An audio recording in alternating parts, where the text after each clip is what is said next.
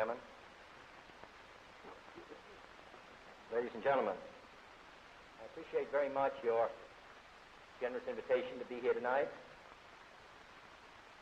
You bear heavy responsibilities these days, and an article I read some time ago reminded me of how particularly heavily the burdens of present-day events bear upon your profession. You may remember that in 1851, New York Herald Tribune, under the sponsorship and publishing of Horace Greeley, employed as its London correspondent an obscure journalist by the name of Karl Marx. We are told that foreign correspondent Marx, stone broke, and with a family ill and undernourished, constantly appealed to Greeley and managing editor Charles Dana for an increase in his munificent salary of $5 per installment, a salary which he and Ingalls ungratefully labeled as the lousiest petty bourgeois cheating.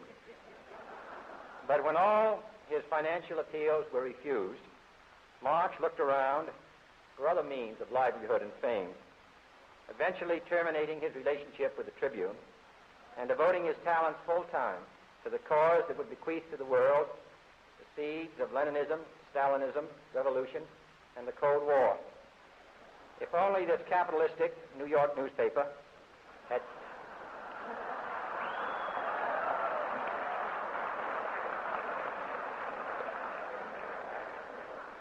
treated him more kindly, if only Marx had remained a foreign correspondent, history might have been different. And I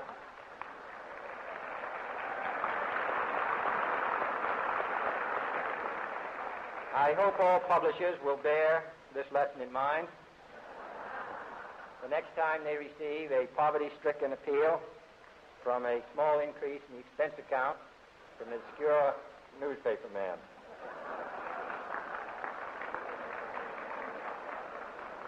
I have selected as the title of my remarks tonight, The President and the Press. Some may suggest that this would be more naturally worded, the President versus the press, but those are not my sentiments tonight. It is true, however, that when a well-known diplomat from another country demanded recently that our State Department repudiate certain newspaper attacks on his colleague, it was unnecessary for us to reply that this administration was not responsible for the press, for the press had already made it clear that it was not responsible for this administration.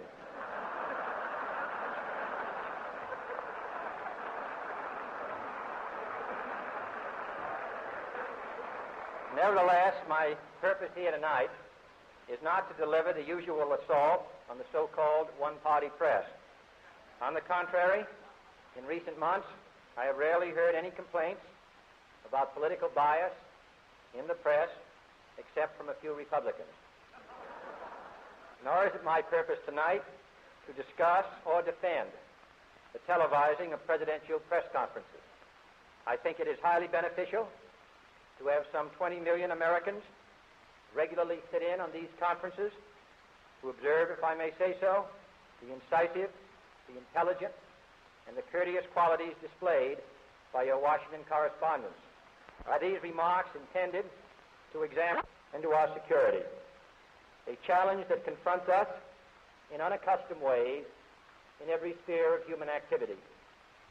This deadly challenge imposes upon our society two requirements of direct concern, both to the press and to the President.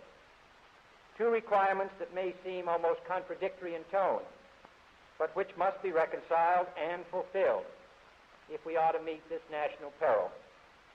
I refer first to the need for far greater public information, and second, to the need for far greater official secrecy. The very word secrecy is repugnant in a free and open society, and we are, as a people, inherently and historically opposed to secret societies, to secret oaths, and to secret proceedings. We decided long ago that the dangers of excessive and unwarranted concealment of pertinent facts far outweighed the dangers which are cited to justify it, the facts they deserve to know. But I do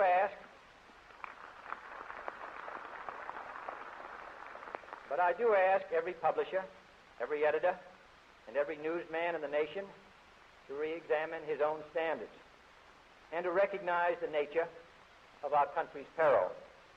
In time of war, the government and the press have customarily joined in an effort based largely on self-discipline to prevent unauthorized disclosures to the enemy. In times of clear and present danger, the courts have held that even the privileged rights of the First Amendment must yield to the public's need for national security. Today, no this kind of attack, as well as outright invasion. For the facts of the matter are that this nation's foes have openly boasted of acquiring through our newspapers information they would otherwise hire agents to acquire through theft, bribery, or espionage. That details of this nation's covert preparations to counter the enemy's covert operations have been available to every newspaper reader, friend and foe alike. That the size, the strength, the location, and the nature of our forces and weapons, and our plans and strategy for their use have all been pinpointed in the press and other news media to a degree sufficient to satisfy any foreign power, and that in at least one case, the publication of details concerning a secret mechanism whereby satellites were followed required its alteration at the expense of considerable time and money. The newspapers which printed these stories were loyal, patriotic, responsible, and well-meaning. Had we been engaged in open warfare, they undoubtedly would not have published such items. But in the absence of open warfare, they recognized only the tests of journalism and not the tests of national security. And my question tonight is whether additional tests should not now be adopted. That question is for you alone to answer. No public official should answer it for you. No governmental plan should impose its restraints against your will. But I would be failing in my duty to the nation in considering all of the responsibilities that we now bear and all of the means at hand to meet those responsibilities if I did not commend this problem to your attention and urge its thoughtful consideration. I not only could not stifle controversy among your readers, I welcome it. This administration intends to be candid about its errors. For as a wise man once said, an error doesn't become a mistake until you refuse to correct it. We intend to accept full responsibility for our errors, and we expect you to point them out when we miss them. For from that scrutiny comes understanding, and from that understanding comes support or opposition, and both are necessary. I am not asking your newspapers to support an administration, but I am asking your help in the tremendous task of informing and alerting the American people. For I have complete confidence that Francis Bacon remarked on three recent inventions already transforming the world: the compass, gunpowder, and the printing press. Now the links between the nations, first forged by the compass, have made us all citizens of the world, the hopes and threats of one becoming the hopes and threats of us all.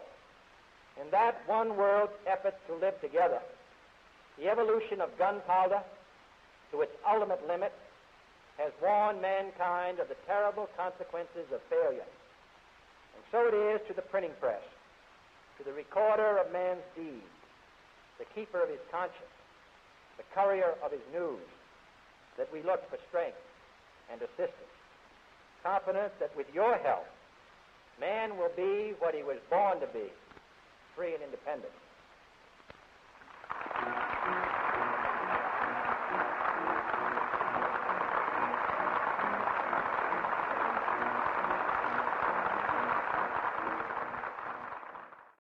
I not only could not stifle controversy among your readers, I welcome it.